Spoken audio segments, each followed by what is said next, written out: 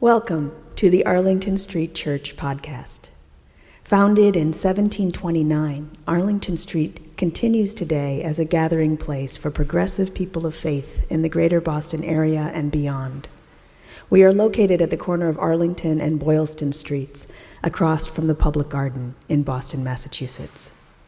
Please visit ascboston.org for more information about this historic Unitarian Universalist congregation. Arlington Street Church, gathered in love and service for justice and peace. I often share stories from my work as a chaplain. To protect the identity of those I work with and work beside, I change all the identifying details, but keep the essence of what happened. I've done this for the stories that I'm going to share with you today. Please come right away. Patient cannot stop panicking. This was the page verbatim. I got late one evening, and as I ran to the ICU, I imagined all of the reasons my patient could be panicking. There are so many when you're in the hospital. When I got there, I asked her nurse why our patient was panicking. No clue, John said. We are hoping you can figure it out. I introduced myself to the patient that I'll call Margaret, who was gripping the hospital bed as tight as she could. I sat down beside Margaret and gently asked her what she was thinking about. We just sat there for a long time before Margaret looked at me with eyes full of fear and said, "I'm really not supposed to talk about this. You'll think I'm a monster." I let Margaret know that I would follow her lead and that I have never thought a person was a monster. Margaret shook before saying, "I know I shouldn't tell people about the past, but I can't block it from my mind. The last time I was in the hospital, I caused someone's death. You'll hate me. Everyone here will hate me." Slowly, at Margaret's pace, I learned about how, after working a long shift while in school, Margaret gave a coworker a ride home and fell asleep at the wheel. Her friend died, and Margaret was hospitalized for months. She could not experience this hospitalization without thinking about that hospitalization. These are some of the popular phrases that come up in a search of sayings about the past. You can never plan the future by the past. Let go, let God. The past has no power over the present moment. Stop being a prisoner of the past. These sayings show a breakup with the past, an escape from the past, a clean cut, aspirations of running away and not looking back. Maybe there are times when this works. But so often, despite the very popular sayings and teachings, it does not work to completely separate from our past.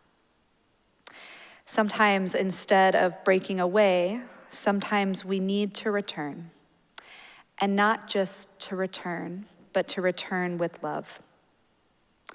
The two options often presented to us about the past are being stuck in the past or moving beyond the past and not being affected by it anymore. But there is so much that exists between the all and the nothing. Very little in life is a clean cut. We are connected to the past in complex ways. If past experiences bring present feelings of pain, I offer a gentle invitation of returning to the past with love. So often in moments of pain, we aren't able to show ourselves love. We aren't able to find the helpers. We have shame, and the shame pushes us to run. And shame can breed crippling loneliness. Sometimes returning with love is about returning with compassion. Let's return to Margaret, who had been told by loved ones to never tell new people she meets about the accident so many years ago. Margaret was in the hospital for a few weeks, and we met many times. Margaret told me that even if she doesn't talk about it, she thinks about the accident all the time. She had loving family members and friends, and no one from that time in her life ever talked about what happened. I would give anything to have gotten more sleep, to have done things differently, to not have worked so many shifts, Margaret said. I asked Margaret if anyone had shown her kindness when she expressed her pain, and she said that she had kind people in her life, but because they never talked about the accident, there wasn't really a chance for kindness. Margaret and I talked about her Christian faith and how she had always loved the ritual of lighting candles in churches for prayer intentions. I asked Margaret what it would feel like to light a candle for her past self who was driving when the accident happened, for her past self who was hospitalized for months, and for her past self who couldn't talk about her pain. Margaret and I started turning on an electric candle every time we talked about this time in her life. And when we lit the candle, we named intentions we had for Margaret. Over time, Margaret's intentions came to include love and patience. Margaret was able to discharge from the hospital, and she tells me that when she thinks of the accident, she still lights candles, this time real candles in the safety of her home.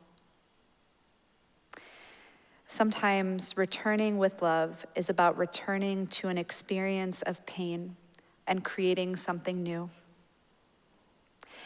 A patient I'll call Miguel had been in the hospital for many weeks before he moved to the ICU.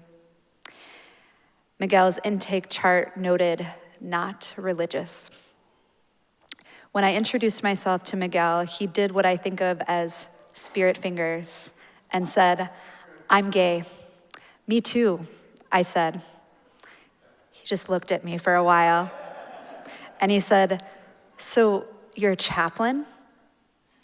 Then he said, "Are you gonna bless me with some ashes, chaplain?" I smiled and told him that even though it wasn't Ash Wednesday, I could probably find some ashes if that's really what he wanted. Following my instinct, I said, "But I'd prefer to bless you with glitter." Miguel smiled and said, "Cover me in glitter." Miguel was hospitalized for many months. Over time, I learned about how Miguel felt ostracized by his church and how he felt he couldn't be spiritual as a gay man. He missed the rituals he had loved as a child, including Ash Wednesday. I told Miguel about why I had thought about a glitter blessing so many months before. I told Miguel about my first Ash Wednesday at Divinity School and how the queer theology group did a glitter blessing.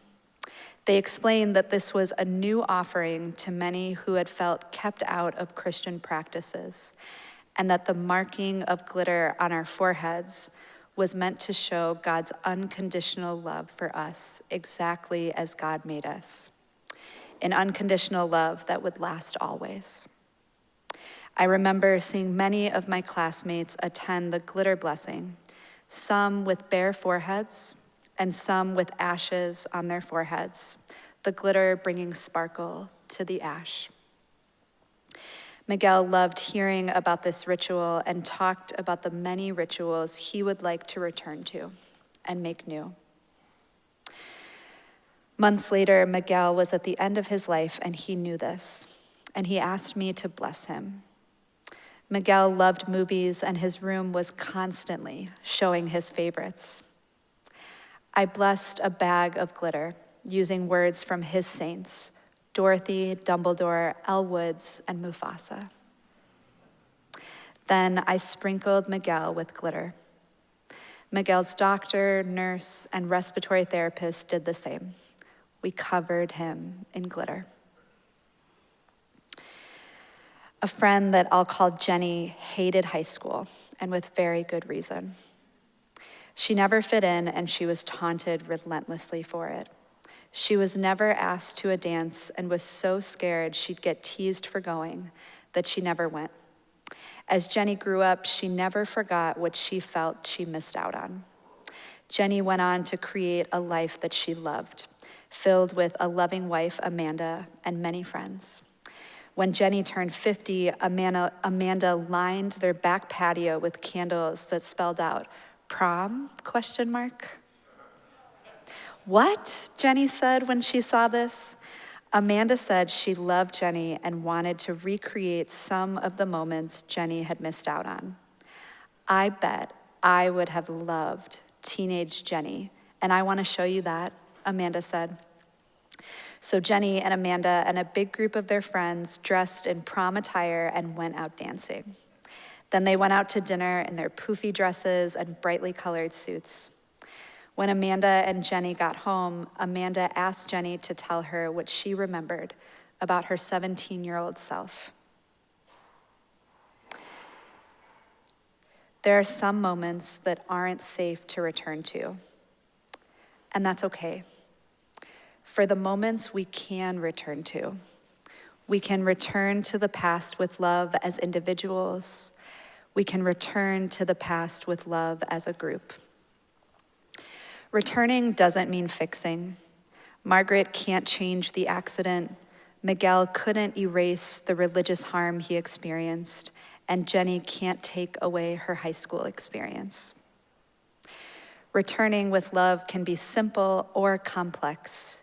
It can be an intention, an action, a feeling, a hope. Our intentions, our actions, our feelings, our hoping, our loving, these are beautiful ways to tend to ourselves and to those we love. We cannot change the past, but we can revisit moments of hurt with the compassion of a loving friend from the future. When past pains arise, what tending might you need?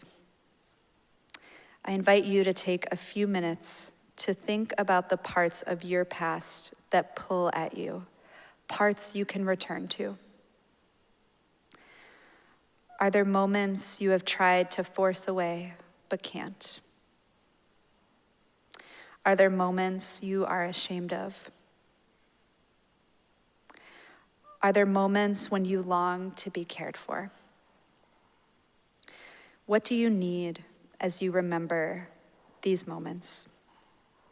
Start with compassion. Sometimes compassion leads to returning to a moment and creating something new. Glitter for me and my classmates, tulle dresses for Jenny. May your hearts and minds be open to opportunities of creation for yourself and for those around you. In one of their newest songs, artist Sam Smith uses a very traditional choral music style that, when I first heard it, transported me to a cathedral. I think about how this style might be reminiscent of the music Miguel would have heard in the church he felt ostracized by. But with this, to me, church-sounding music, Sam and their choir sing an anthem of acceptance, a message that I, and probably Miguel, never could have imagined hearing in the churches of our childhoods. Sam Smith has talked about religious harm they have experienced, and I wonder if this song is their returning to a past of exclusion and creating something new and inclusive. Here are the lyrics. Demons on my shoulder, monsters in my head. Shadow in the water, will you be my friend? The world revolves around me as I lay in my bed, dreaming of more, more. Be yourself so loud tonight, they'll hear you from the stars, sparkling like dynamite, if that is who you are. A hymn for Gloria, Gloria, it's all but a hymn for Gloria. The name Gloria means the glorious one. With your demons, with your monsters, with your shadows, you are glorious. You are worthy. May you be a friend to yourself as you live with your past hurts. May you know that your past deserves tending to. Consider a visit. And as you visit your past, may you gently coat your hurts with glitter. May you bring light to the dark, and may you return with love. Amen.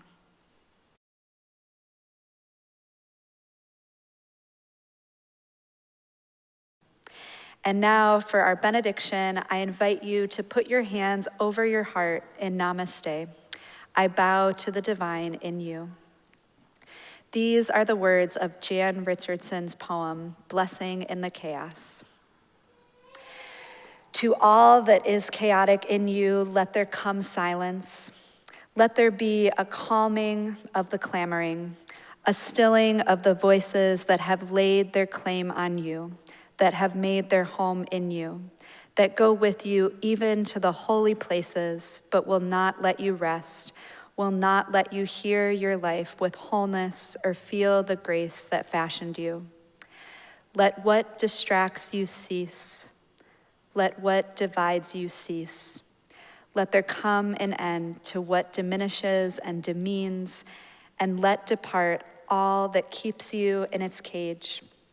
Let there be an opening into the quiet that lies beneath the chaos, where you find the peace you did not think possible and see what shimmers within the storm.